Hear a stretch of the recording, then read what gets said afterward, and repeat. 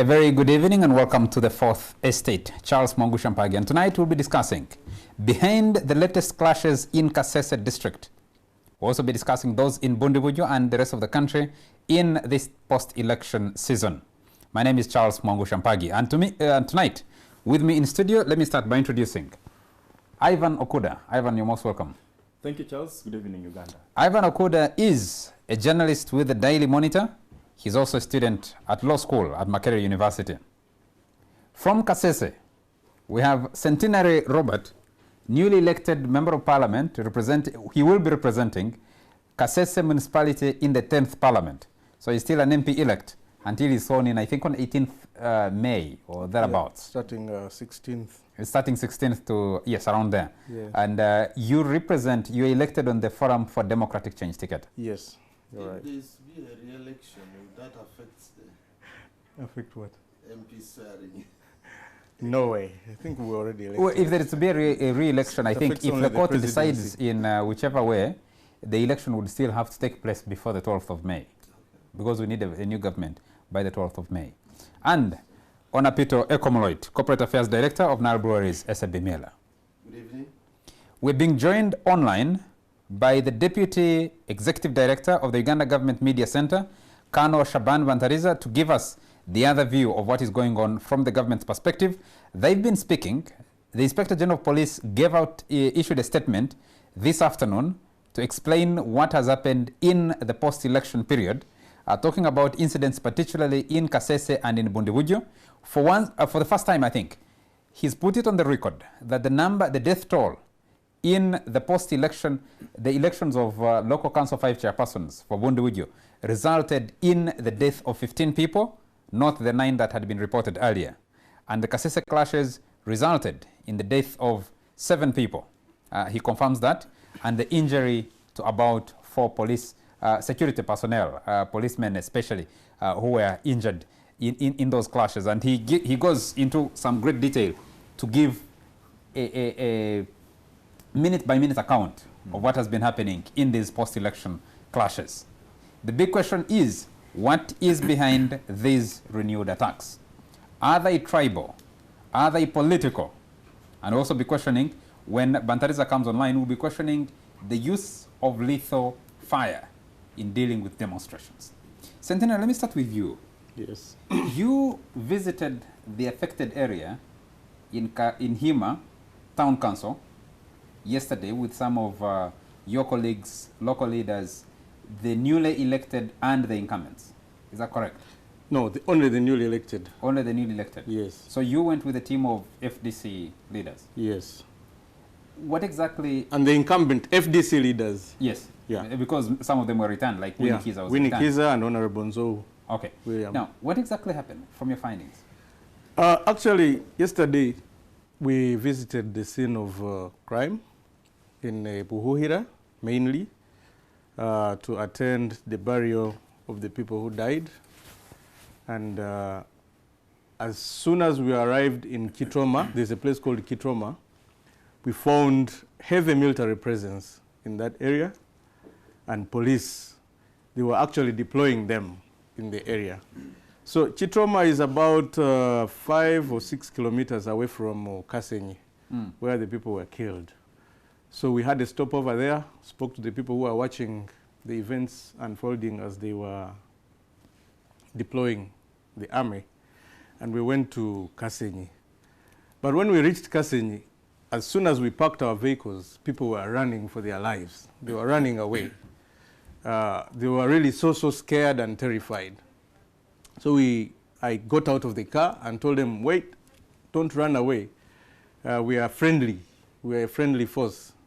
So they started coming back, and then they explained to us what had happened.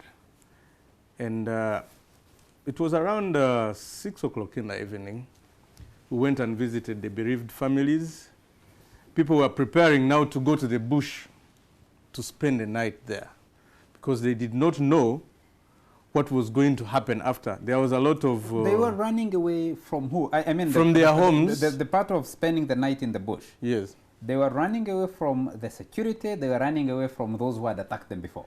They were running away from the security. Actually, Why not those who had attacked them before? there was a rumor that there was going to be war. Between who and who?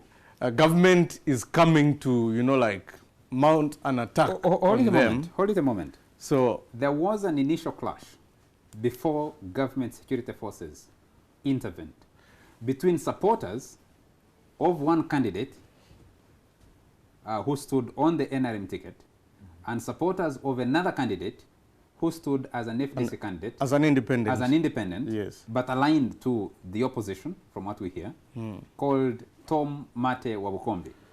Now, let me Yes. put this record clear. Tom Mate Wabukombi has never been allied to the opposition. Okay, he's an He independent. participated in the NRM primaries. When he lost during through a violent primary election, he decided to contest as an independent. So the clash was between Now, the- NRM-leaning NRM Exactly. supporters. And the reason why even that confusion came about, there was suspicion of vote rigging.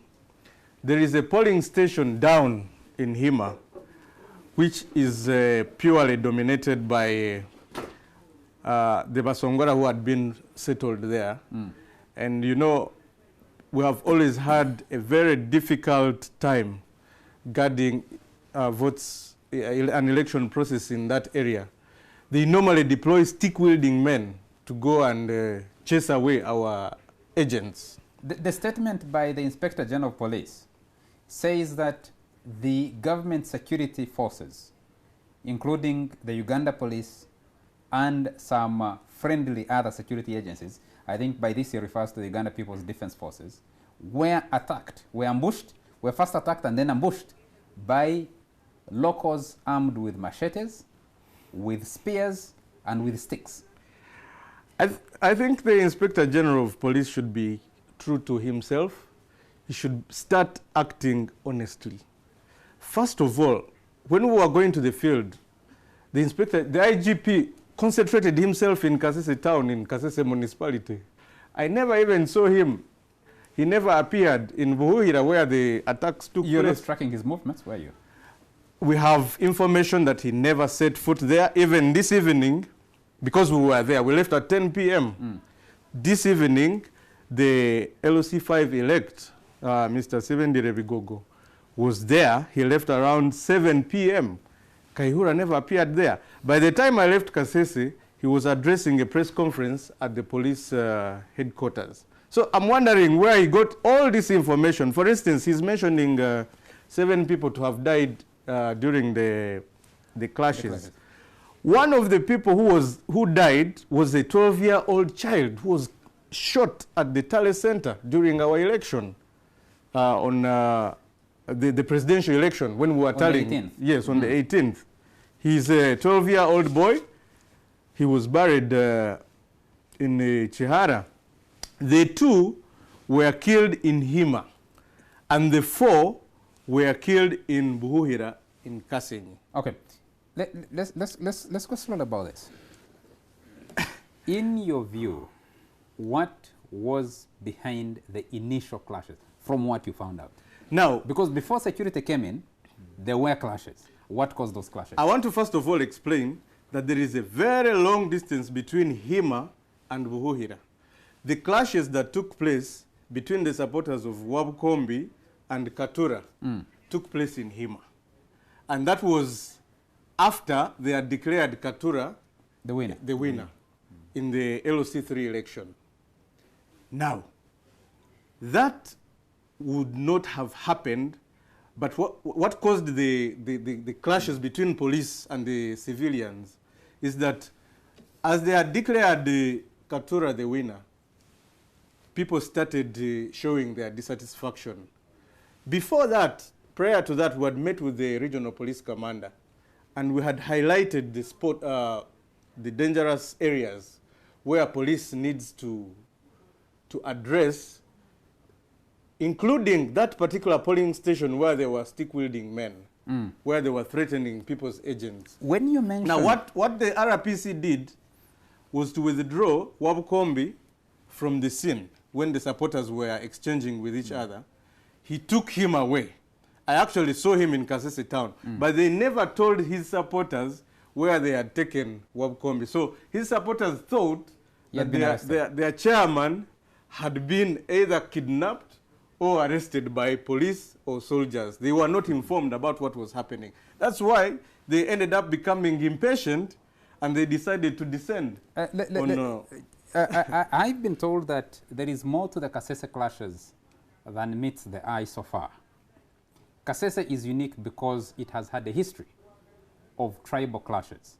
And you mention and say this is an area where people of a particular tribe were settled. You complain that guarding votes in that particular polling station has been difficult. And you mention Basongora, who live there, and you say they were settled there. Yes. And my question, and you say they always have stick-wielding people guarding. Yes.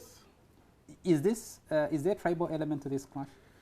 Well, I don't think this clash has a tribal element, because there is no way you can have a tribal clash where only one particular tribe is killed. At least there should be a mix of death if it is a tribal clash. Hima is a cosmopolitan town. It hosts different tribes. It could have about 40 tribes by nature of its being an industrial town. An industrial and business town. So people have lived in that area harmoniously. People respect diversity. But this is also an area, Centenary, where July 5th. Yes. July 5th. Yes. Yes. There was an attack. There was an attack in July 5th, 2014. Yeah, it wasn't yes. in Hima. It was in Busongora South constituency. But that attack again, as I speak, government has never come out clearly on what was the cause of that attack. There's no official report about the July 5th attack. Even though people were prosecuted, others still, 11 of them are still in prison.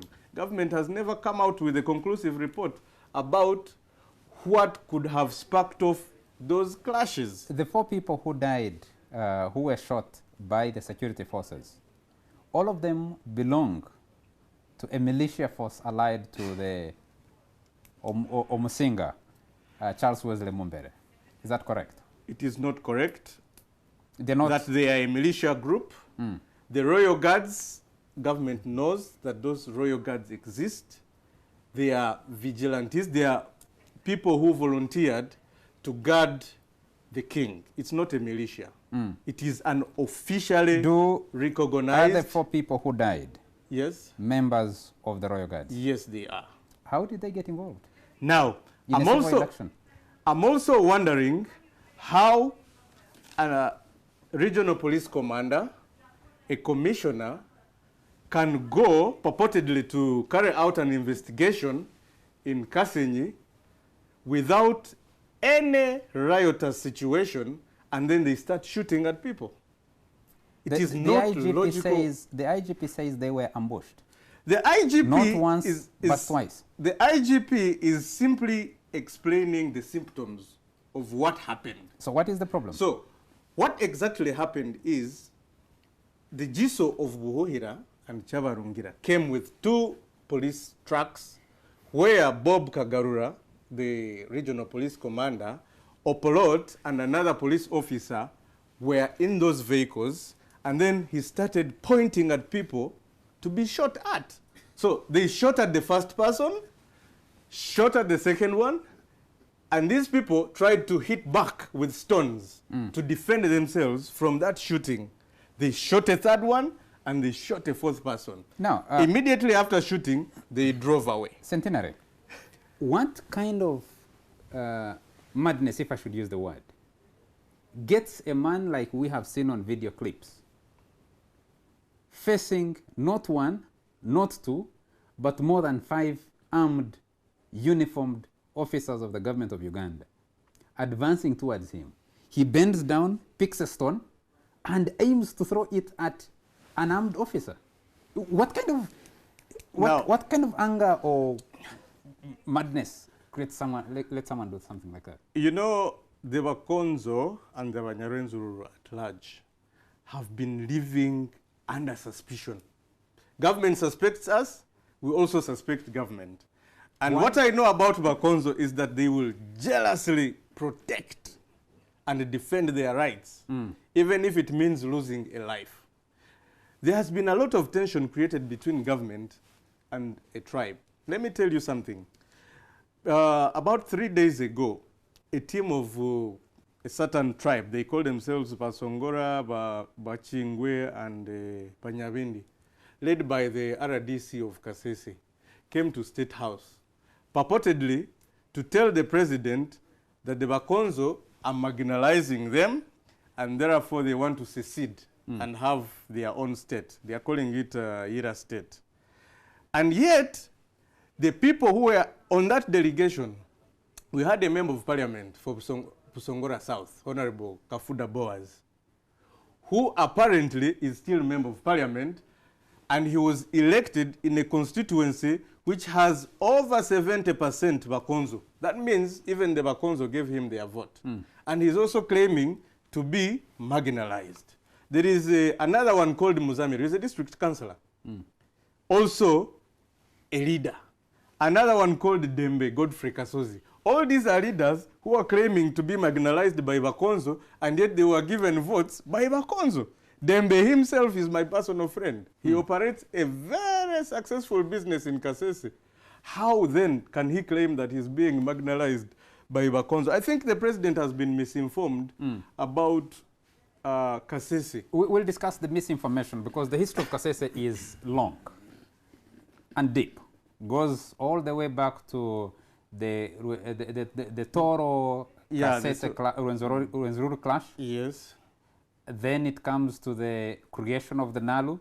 Yes. Then we move on to the best by the ADF and the most recent clashes that started in Kasese, exploded in Bundibugyo. There was some clash in Bundibugyo after the LC5 elections that I talked about at the beginning, and tension remains along the entire belt. Ona, let me come to you. You served in State House, you're a journalist for many years. Kasese, what is the problem there? Well, the people go to meet the president. Exactly. Yes. Charles, I think, again, this is just one of those many symptoms of what is a frightening culture of violence, which has really dogged our entire independence history. And it's so worrying that after so many decades, we keep on having this kind of eruptions of violence, whether they are politically motivated, whether they are ethnically motivated, but there's just that element of violence which we need to come to grips with. And for me, one of the problems is that there is definitely incomplete, like in many African countries, there is incomplete nation formation in many of our countries, whereby people have, for so many years, they are continuously being sort of coerced into a belonging as a nation, and we want to be proud of a nation called Uganda. But there are those uncompleted sort of desire for no belonging or to belong in a certain other context. And the problem is that whenever these things are brought up, the political elites tend to solve it among themselves. There's always some bit of trading, and you see it kind of seemingly solved, yet it has not been solved. They leave it bubbling under. I know, for example, in this region, the current king during Obote II, I think had got sort of solved the problem with the government then, and then when that government ended, he ended up in exile, he came back. One would assume he had solved the problem with the current government, but lately you have been seeing these eruptions of discontent. He's sort of falling out with the state. And so it looks like there needs to be a deeper discussion of solving some of these pockets of discontent beyond the political elite. Because the political elite change with time. Yeah, because I think people stay. I think, like you say, the king, the current king of Rwenzori Kingdom, Wesley Mumbere, even the going to the United States, I think United States and Canada was part of a deal that ended an episode of clashes between the Rwenzori people and the Kingdom of Toro. under the Obote government? Yeah. Yes. So, for example, I am aware, and maybe we all know, that only one referendum has been held in this country's independence history to try and solve an issue of whether an ethnic group belongs here or there. But since then, there has never been really such an attempt to hold and in so many democracies, you can have a referendum for a limited geography to ask people about certain questions. It shouldn't be left to just the political elite to try and solve these problems, because it will be sweeping it under the carpet. Ivan Okuda, if you could come in on this. Yes. The politics of Kasese is very complicated. The tribal mix is a tough equation. The Kasese people complain that a lot of their lands are either national parks or government lands. There's been a persistent clash between the cultivators, who are largely Bakonzo, who traditionally are known to be living in the mountainous areas, and the Basongora, who live and work in the plains.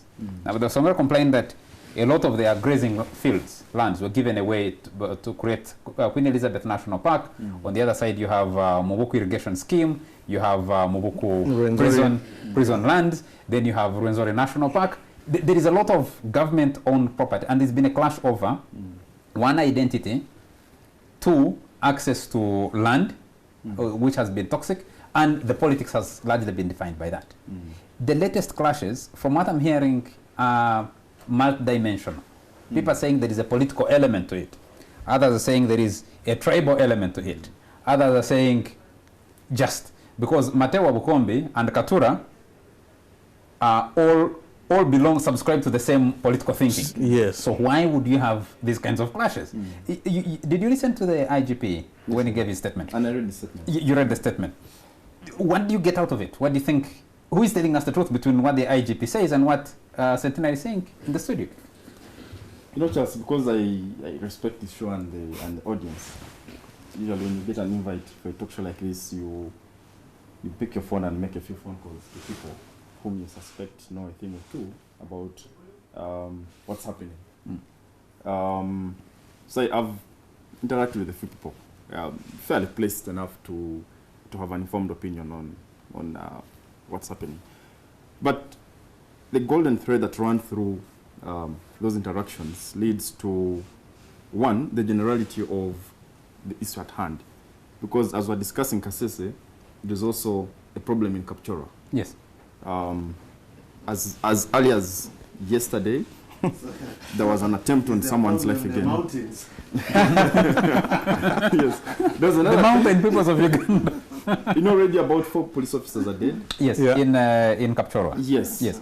But what's intriguing is, because as we speak, there is a team which was deployed in Kenya, an intelligence team to help with the search for Aine.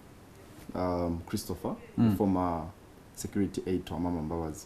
They knew even reported about this. It's a public secret.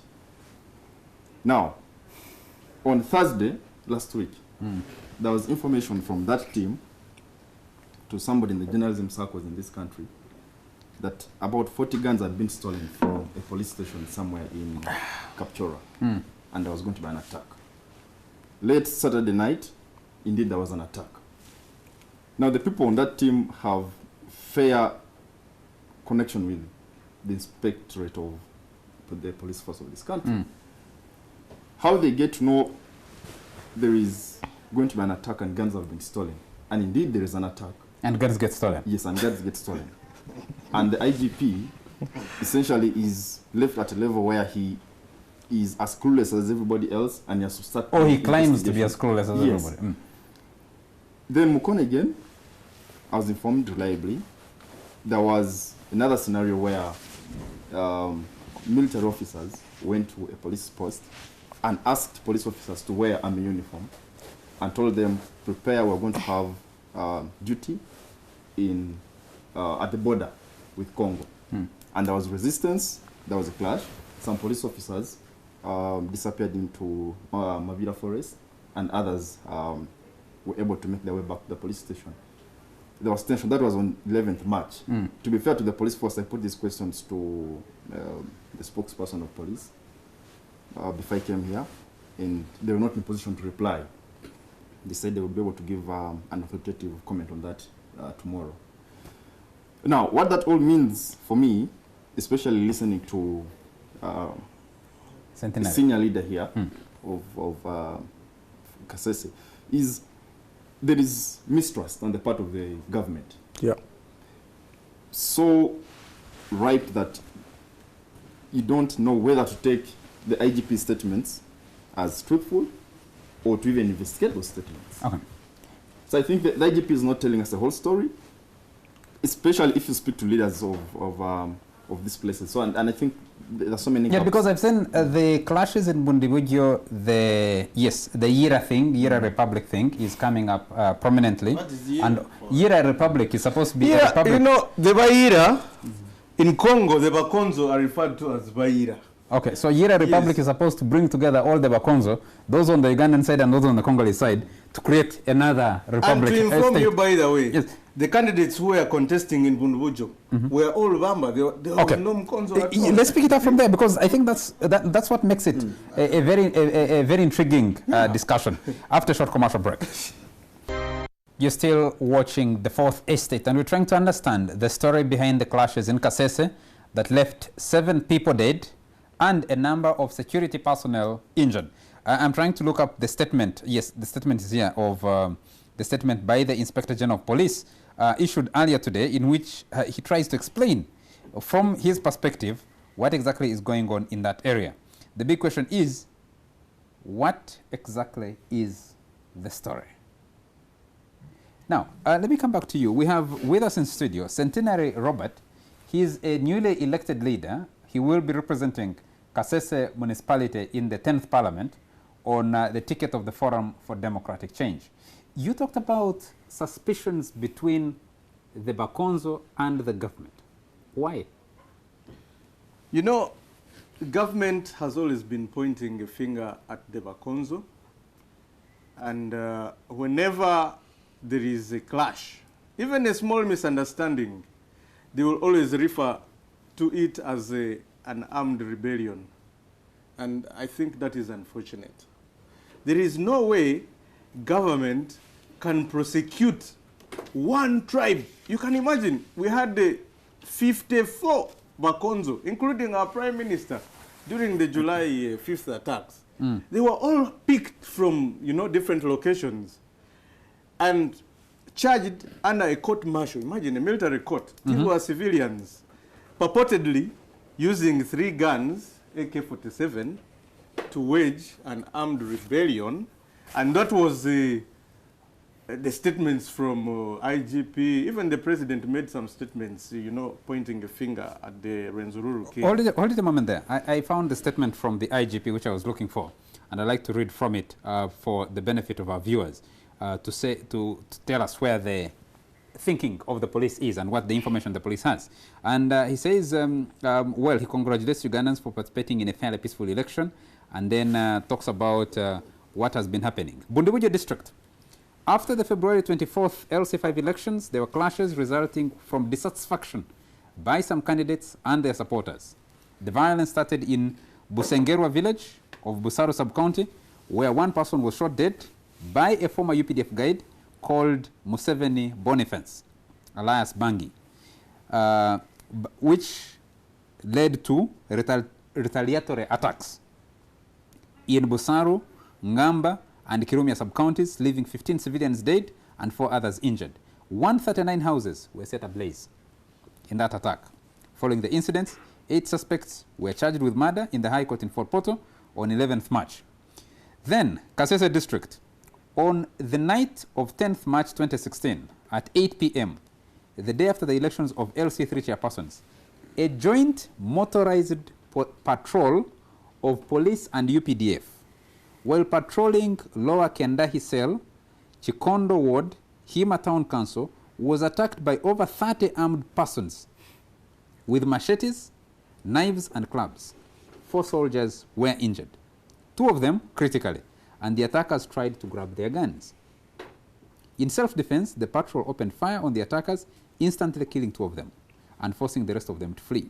The injured soldiers, Corporal Sentongo Matia, Lance Corporal Ruwot Owengeyo, and Lance Corporal Katuramu Hannington and Lance Corporal Otube Moses. They were rushed to Kilembe Hospital. On the second day, later the same night actually, at about 9 p.m., a group of arsonists torched a house of one Kamanyire Ali. Kamanyire is a known supporter of one Tom Wabukombi, who was one of the candidates but lost in LC3 elections in Hima Town Council. But his tenants are said to be supporters of his rival, John Katura, who won the elections. Following the incident, and he goes on to explain what has been going on. Now, I want you to tell our viewers, Centenary, are these clashes election-related or there's more to them? They are purely election-related. The clashes in Hima were purely election-related. The killings in Buhuhira are ridiculous. I don't even understand why they took place. Because one, it doesn't make sense for police to deploy heavily in a place where there is no riot at all. Did Kaihura report any incidents of clashes in Buhuhira before the killings took place? Are you suggesting, therefore, that the ambush of this motorized patrol in Lower Kendahi Cell in Hima, Kikongo Ward, Hima Town Council, did not take place? Those could have taken place, like I said before. The regional police commander picked Wabukombi from Hima and took him away from Hima. And his supporters did not know where they had taken their candidate. So when the police came, actually they came in the, it was a little bit dark, and they were driving their vehicles with no lights. So they created even more suspicion. So these people thought that now the police and the army were coming to attack them.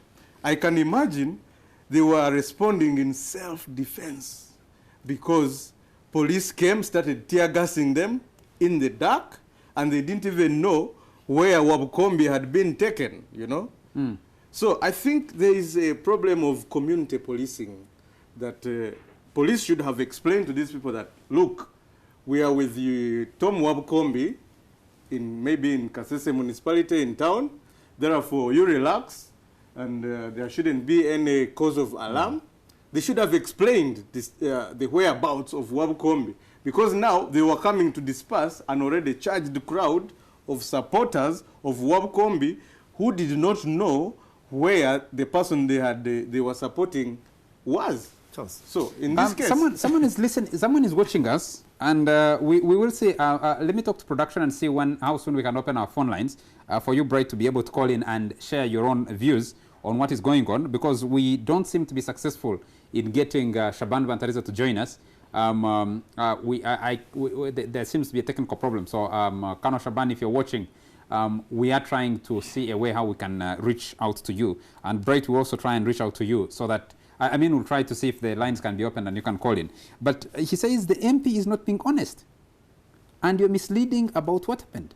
He says he wishes he could call in. And he says in Buhuhira, that's where the Royal Guards had gone and police was following them to break them up. They were camping there. They're trying to hide there. Look here, these Royal Guards are residents in Buhuhira. I personally visited their graves. I mean, we went for burials. From the point at which they were killed, it is a 15 minutes hike from one household, then another about 20 minutes hike to another one, and then you say they were camped there. I mean, these Royal Guards are actually guys who used to host the flag, the Rwenzori flag. And they were having a problem, actually, with the OC of Buhuhira, the police officer called Wako. He had been threatening them, actually, according to the eyewitnesses. This is not something that started at the time of shooting. So there was a lot of tension between these guys who were killed and Wako, the OC of Buhuhira. It's not that these people were deployed in Buhuhira to go and carry out attacks. They are residents of that place. They stayed there. Even the torching of those the homes which Kaihura was talking about, it was a reaction from the masses. They were actually wondering why the Giso, whom they thought was a son of Boira, actually the Giso comes from Boira, would bring people to come and gun down his fellow village mates. Why? You know? Why do you think? They were simply reacting. No. Why do you think a Giso, who is a son of the soil, would bring external players and point to an individual and another and another? I actually don't understand why he can behave like that. And for sure, even if those people had a criminal mind, was killing them the best way of resolving that issue? Because I know that the duty of police is to protect and serve. First of all, those people were not armed. Somebody with a stone and probably a stick. You shoot at him and kill him. I have seen Why pictures. don't you shoot his legs? I have seen pictures Yes. of injured members of the security forces. Yes. Injured either by stab wounds or injured by those stones. So a stone is as a big a threat. It's a weapon. Yes, but it is stick not is a as weapon. threatening as a bullet. A machete is a weapon. Where are the machetes? The Kaihura I know would have paraded evidence of the machetes that he is claiming to have to have been there. I mean, I don't see why police and UPDF can fail to collect all those weapons they are talking about from the alleged perpetrators. There might still be exhibits. You don't want to parade them just like that. The Kaihura I know would have paraded them on television when he's addressing Yes, Honor. a press conference. Earlier, there's really a bigger issue that Kasese, or perhaps the Rwenzori, Bundibugyo, not your Rwenzori part, the Toro part. The Rwenzori sub-region, Yeah, there's a big problem. I think the electoral outcome itself speaks for it. The fact that this was one of the few areas where the NRM was literally routed shows that there's a major element of discontent. And I really hope after all these clashes, the government will not just take it lightly and try to get to the bottom, not necessarily militarily. I know the army has been in that region for decades, fighting different groups, defeating them, and they seem not to be defeated. But the political problem, the ordinary people's, what energizes these people? Not just to come out the way they charge, to come out to vote against the government periodically. It's a sign of discontent. And so whatever the cause of that discontent, it needs a commission of inquiry. Exactly, yes. It is a lot of Did you say the video clip? Yeah, I saw. It was definitely on this television. Yeah, it was very disturbing. The 21st century, when we really expect that the armed forces are so well trained in martial arts, in all capacity to handle such a kind of situation. Yes. The situation was so charged that this guy was armed with a stick had to be shot. So yes. I don't know whether I was really taken aback yeah. to see a group of armed officers of the state running away. And I'm wondering who are running away. That's what I'm saying. It means maybe we because there is something. MP, we all don't know really the gravity of the situation. Yes, and because maybe the armed forces have a point in saying that this was extremely unusual, that even senior officers were being put on the run. My question is, what the video clip doesn't show us viewers what exactly was happening outside of where the camera could. Of course, one of the things which has been said over and over is that in any conflict situation, truth is the first casualty, and maybe this is one of the problems we are dealing with, and it may be very hard to come to the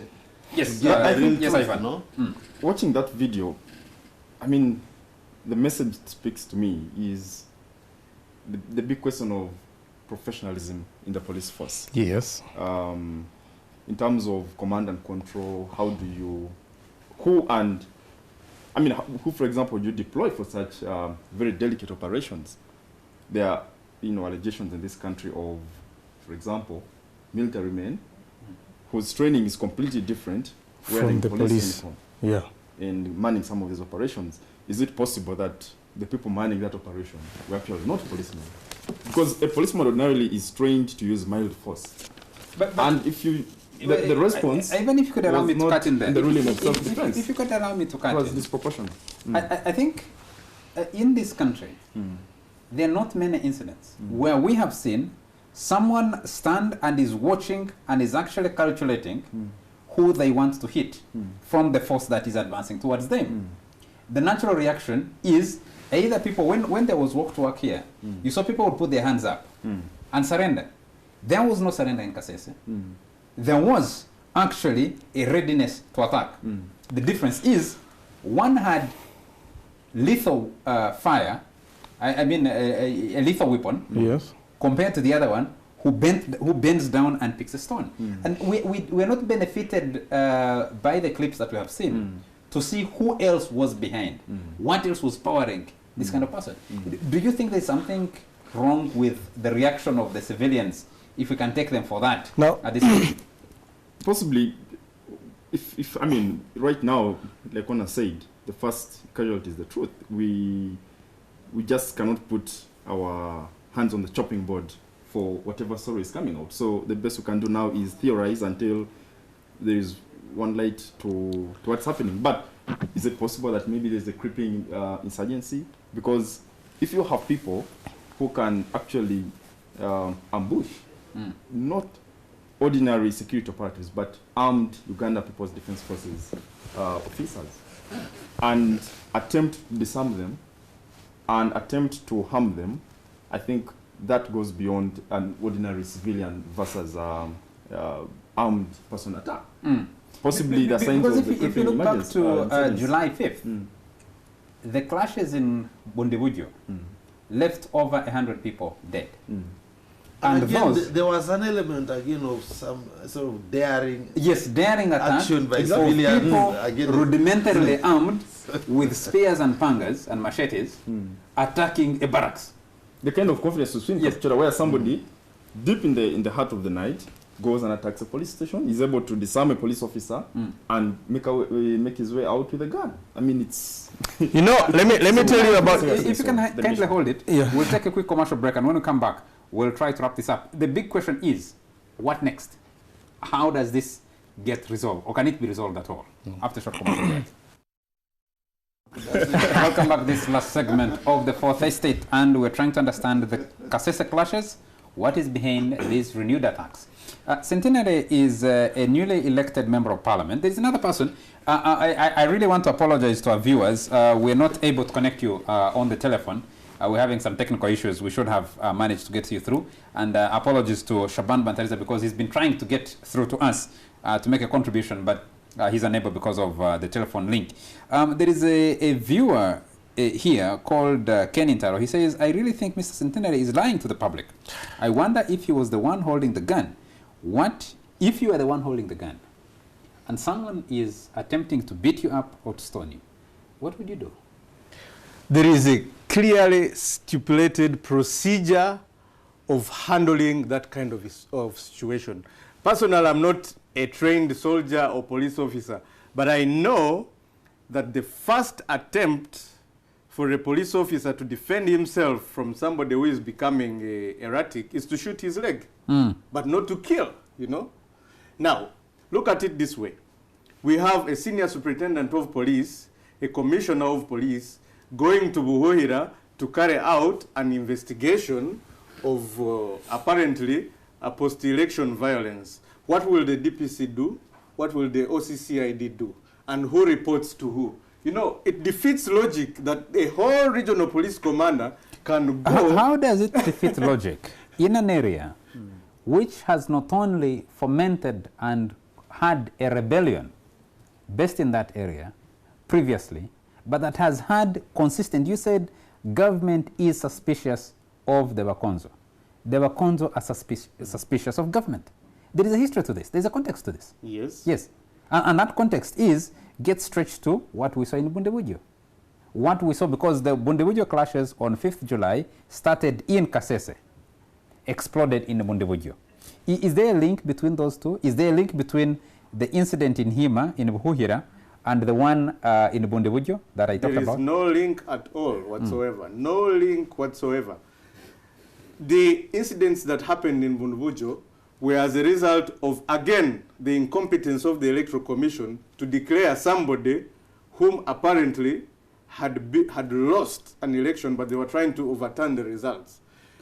Even in Kasese, that boy who was killed at the Tally Center died because Electoral Commission again had failed to declare our results after within the mandated 48 hours. You know, it was uncalled for. How does the Electoral Commission be incompetent in one election, not incompetent in your own election? I mean, what? I mean, you wiped the NRM out of the map. Of the map, yes. Kasese. And it was very difficult for them to declare our victory. Why did it have to take more than the stipulated 24 hours? I mean, we've been holding elections, and by midnight of the same election, everyone has been declared. We spent 2 nights and a day at the Tally Center in Rukoki waiting for our results to be declared. Was that your own result? Yes, including my own result. In my small Tally Center, within 2 hours, I had already tallied all my results, and I knew that I had defeated my opponent. But it was very difficult for the registrar to declare the winners. He kept on, you know, making phone calls to different people, receiving phone calls, and, you know, there was a lot of tension. Okay, now let me ask Centenary, before I come to you, Ivan. How does the situation in Kasese, is it likely to get better or worse? And what will it take to take it either way? I think the situation in Kasese has been mispresented on media. There is nothing so that is out of hand in Kasese. I think it is just they are taking it out of context. This situation in Kasese can be addressed through dialogue, not bullets. Dialogue with who? First of all, government needs to investigate the causes of these clashes. 2, government needs to listen to all parties. You know, they have consistently pointed the finger at one particular tribe. I do not understand why the president would entertain a certain group calling itself the ethnic minority, which is being marginalized, and does not listen to another side of the story of the Bakonzo who are being accused of marginalizing others. Let me use my little understanding of the mix in Kasese. It is clear that the Basongora are a minority group. It is clear that the Banyavindi is a minority group. Yes. It is also clear that with a Bakonzo-dominated district, the other groups feel marginalized in terms of access to government jobs, local government jobs, in terms of access to opportunities, even for education. And that has been running around the Obusinga Rwenzori to the exclusion of the other people. And that it's also clear that there's been clashes, consistent clashes, between the pastoralist Basongora and the cultivator Bakonjo. Isn't that fact? Now, let me ask, how do the Bakonzo or the Rwenzori take away education opportunities of the Basongora, for instance? The president gave them 15 scholarships one time when he went to meet them in Busunga. Who took them away from them? Why didn't they utilize them? 2, how do the Bakonzo take away opportunities of other tribes? I want to tell you, in Kasese municipality, the richest people in Kasese municipality are not even Bakonzo. Kasese has offered a conducive environment and a conducive economic platform for everybody to thrive economically, socially, and, you know, politically. We have had leaders in Kasese who are not even Bakonzo. I gave you an example of Kafuda Boas, who contested in Busongora South, which is 70%, more than 70%, demographically, are Bakonzo. They gave him votes, but because of his incompetence, he never performed. They decided to not to vote him again. Okay. Now after that, he goes and lies to the president. You will be representing the municipality, or you're voted for by the municipality dwellers. Yes. Whoa. And the municipality is highly cosmopolitan. Yes. You have a lot of, you have Bakonzo there. I don't know what the demographics are. We have almost 50 tribes in Kasese municipality. Yes, 50 tribes in Kasese municipality. Yes. And you'll be representing all these people. Yes. Now, how will you manage to balance the interests of the different groups of people? By the way, let me tell you, historically, for us who have lived in harmony with all the different tribes in Kasese, but the selfish political individuals who want to foster their own political interests are the ones fueling this kind of conflict, trying to create an imaginary situation that does not even exist. Why? Now, you are aware that the Basongora wanted to secede from Kasese. They wanted their own district. And logically, there is no way you can create a district of people who don't even add up to 10,000, you know? But the district was created for Kasese when they wanted to secede from Toro. How many were they? How many were they? You see, Tell we me. were many. Kasese did not only host Bakonzo, but there were also other tribes, including the Basongora and the Banyarindi and those other think there is a ethnic- problem? Do you think there is a problem when the discussion is between we and them? If it's structured in that way, do you think there's a problem of them and us? I do not think there should be a problem between Bakonzo, Basongora, Bachingwe, because we have lived together, we have even intermarried. You think there should be no problem, but Yes. you know there is a problem. The problem is simply created by those self-seekers who want to wield political power out of a situation that is imaginary. Thank you. I'll come back to you in a moment. Let me go to you, Honor. There was a report. Someone sent... No, there was a report before the Kajura report. Someone sent me a report done by the colonial government of the clashes between the different tribes in Kasese, some time back. There was a meeting of, I think, Kabarole Resource and Research Center Yes. has been running what they call the Kasunga series of discussions within the region to try and raise policy issues for the region, things specific. And before that, I think that meeting was somewhere in Fort Portal in 2014. And people from Kasese raised up and said there's a problem here. Government didn't pay attention. In July of 2014, there was a clash. I think the other meeting was 2013, late 2013, December or somewhere. There was a clash in Kasese on tribal, largely tribal. In January 2015, Kasunga, those KRC guys held a meeting in Kasese. I think it was called Kasunga 7 or something, to discuss, and brought in the cultural leader of the Banyabi, of Bundibugyo, the cultural leader of Rwenzori attended. The king of Toro didn't turn up, but they had a discussion. There is a history to some of these issues. Now, what is unique is that the most recent spark is an LC3 election that leaves 7 people dead.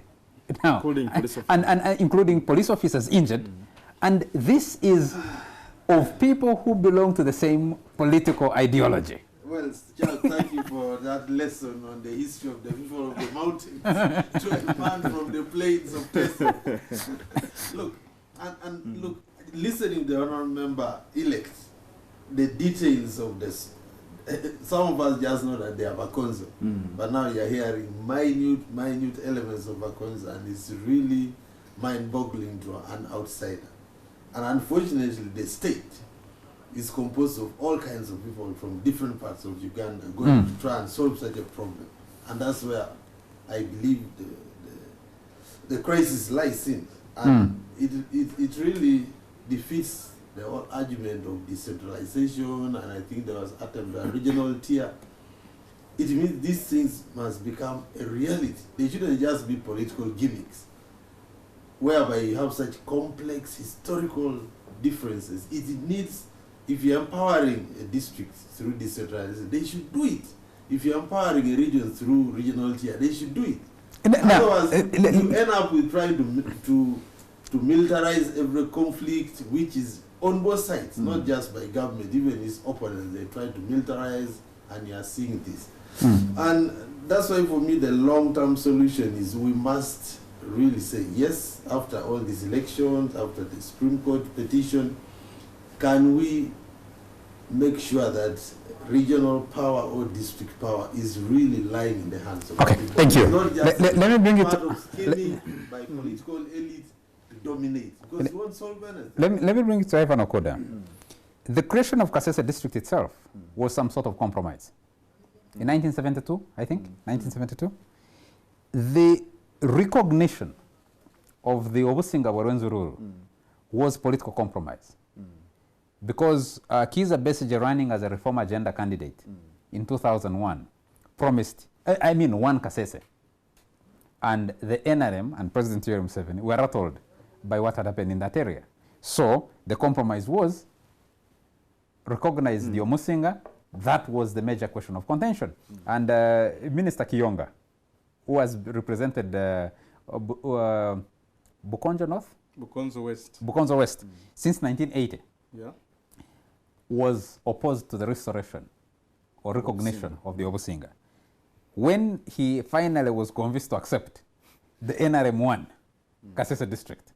Now, I'm wondering what has happened. Maybe Centenary will tell us what has happened that you have had a sudden shift that goes back one way when the Omusinga is there. But how does this kind of situation get resolved?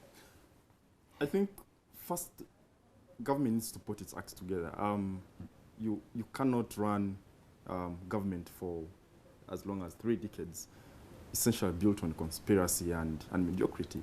Because, listen to the Honorable Member, the messages you've been reading, and the statement from the police force, it's clear there's just no one clear answer to the crisis. What is clear is there are just about too many conspiracies, just like there are too many conspiracies on the killing of Muslim clerics in this country. Everybody has their own account, including people in government.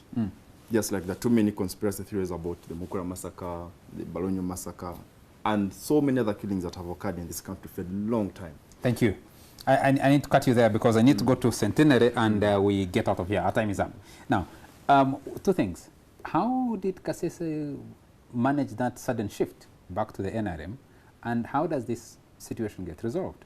Of course, we haven't talked extensively about NALO and ADF, which were fomented in that area. How did Kasese get it, to vote NRM? No, to vote against NRM. Against NRM. It is as a result of discontent.